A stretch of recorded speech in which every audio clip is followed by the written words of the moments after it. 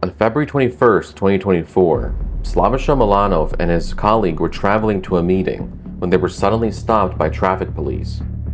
The police told Slavisha that he would have to go to the police station to test for alcohol and drugs, which was weird, especially since it was so early in the morning, but Slavisha complied either way.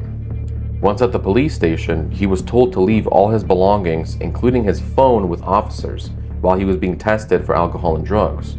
The police then started questioning Slavisha about his work. He's an independent journalist who usually covers local topics from his small town. After the questions ended, his devices were returned and he was released. But he quickly noticed that his phone was acting strange. The data and Wi-Fi settings were turned off, and there were these two applications on the phone that were using a lot of battery power.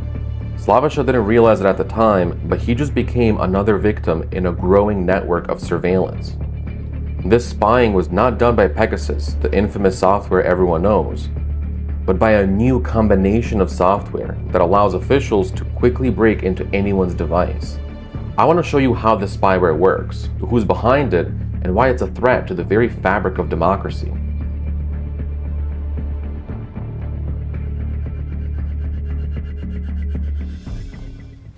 Okay, but before we get started...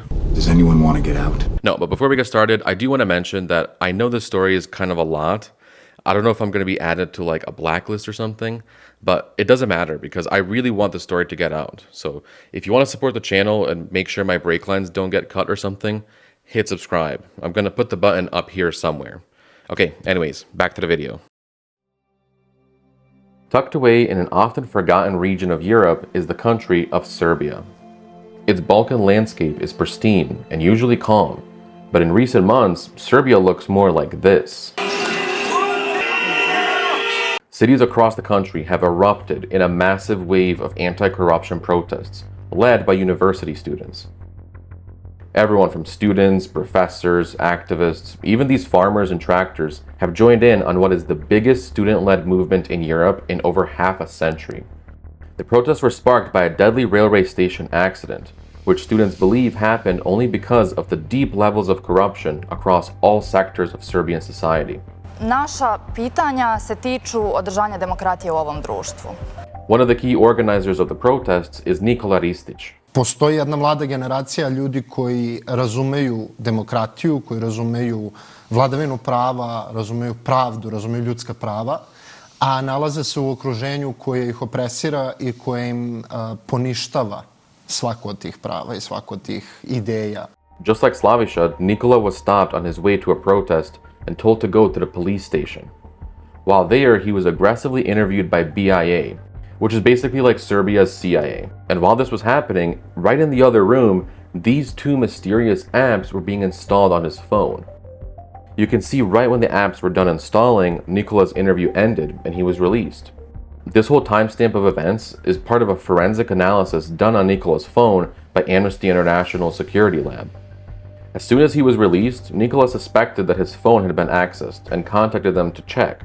What they found is the same exact spyware they found on Slavisha's phone, an app called NoviSpy. This was a brand new spy software targeting journalists, and no one's ever heard of it. The most famous, or I guess infamous, spyware in the world is Pegasus. Pegasus is the main product of a company called NSO Group, which is an Israeli surveillance company. Pegasus is probably the most advanced piece of spyware ever developed. It's effectively the most invasive form of surveillance imaginable. Pegasus has been used all over the place. On Catalan independence activists, on Jamal Khashoggi, that journalist the Saudi regime killed. But this spyware used in Serbia, NoviSpy, is completely unheard of. And the only way we could know who made it is if we had a way to look at its code, which we actually can, because Amnesty International found a snippet of the code. This part here, which I would translate as test and loading data, is what developers call debugging. It's basically something we put in to check if the code is running the way it should be.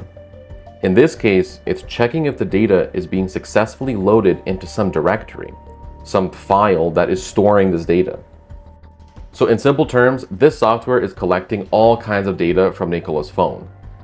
His messages, calls, photos, literally anything from his phone, and sending everything to a local server controlled by BIA. And we know it's being controlled by BIA because if you check the IP address of this NoviSpy app and compare it to the IP address of BIA's public website, it's in the same IP range. And the fact that parts of the code are written in the Serbian language is even more solid evidence that this was a domestic product, a native Serbian-made spyware. By the way, all this can be confirmed in the report that Amnesty International made about this. I put it in the description with the rest of my sources, so feel free to check it out. Okay, so at this point, what we know for a fact is that the Serbian government is installing spyware in journalists' phones and collecting their data to spy on them. But something that's really important to know is that NoviSpy can't hack into devices. It's just a spying software, not a hacking software. So the only way it can be installed inside is if that phone is already hacked into.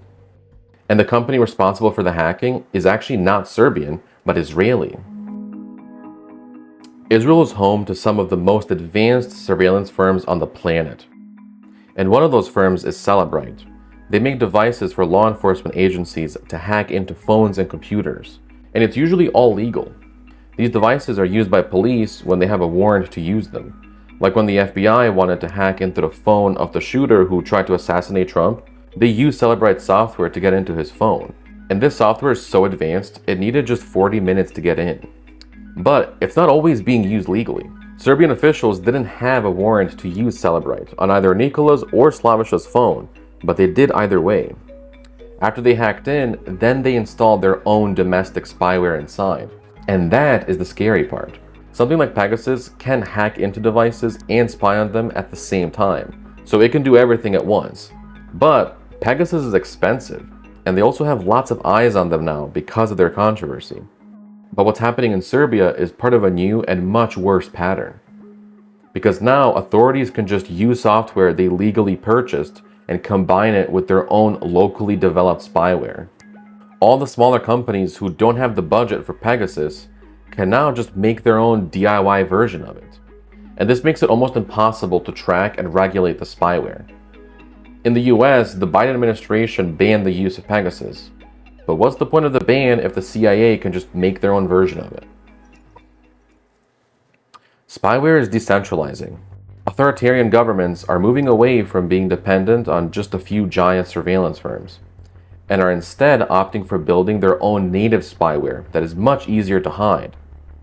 Those of us in the US or Western Europe are quick to dismiss what's happening in countries like Serbia. We think it doesn't affect us directly, but the struggle for free speech is essential to all democracies. All across the planet, government surveillance is becoming more and more sophisticated. It's getting more and more intrusive, but at the same time, harder and harder to notice. Already, Serbian journalists and activists are describing living in a digital prison. After learning they're targeted, many feel violated, vulnerable, and alone. Some have become more reluctant to speak out about controversial issues, and others have decided to fully stop with their activism. People often say, if you have nothing to hide, why do you care about surveillance?